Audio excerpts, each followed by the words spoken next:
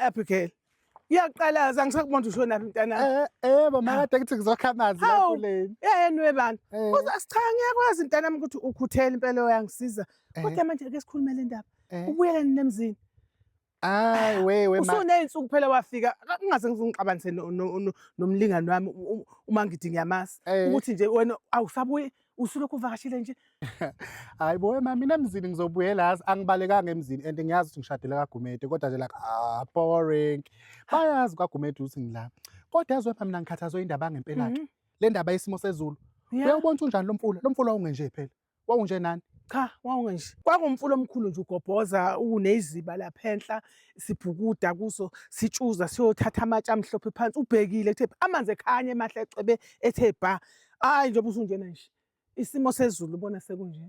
Kulo mzuzu kushakushisa igowe ma. Hayibo. Manje ngezikhathi zenu ubusika babuvele bushisa kanje. Hayi, ubusika kwabo busika nje kwakubanda nje kuseni kubande nje ubone noma kusebusika. Manje sekubanda kancane ekuseni. Hayi, emveni kwalokho ilanga libalele kube ngathi kusehlobo kushisa abantu bagcoba amabomvu. Akukho umuntu ogcoba nebomvu evikela ilanga ngezwe ngempela uyisha ngempela.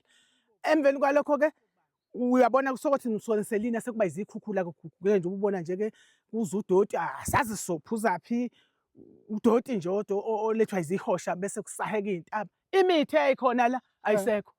Kwakunemithi la onqa ngendlela, imithi yokwenza ubulawu eyayikhiwa lapha noma shobenyathi, ubulawu obumhlophe. Ayisekho yonke lonto yaguguleka phela.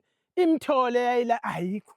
Ngenxa yobusika bamanje noma isimo samanje esiguquguqukayo ngasiqondi asaqondakala sazi nje nokuthi sifanele siqale nini nokulima nini awazi. Hey engabe mathi nasokwenze njani kungathi ungasicebisa ukuthi asenzeni thina nezingane zethu ezizemva kwethu.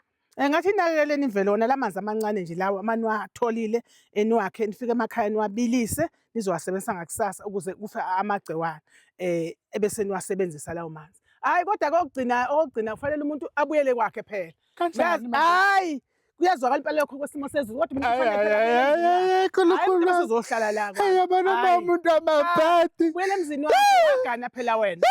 Thina sibe sizohlala nawe. Sasadla inkomo zabantu siphinde cha. Buyele emzini ngeke ukhohlise mntanami ngeke ukhohlise. Buyele emzini wakho. Ngeke. Angithi ngiyasho ukuthi ngibuyisa iclimate cha. Hayi cha. Umuntu nomuntu akahlala emzini wakhe ahluphekele khona. Nathi sihluphekela lapha esigane khona. Nawe hamba uhluphekele emzini wakho.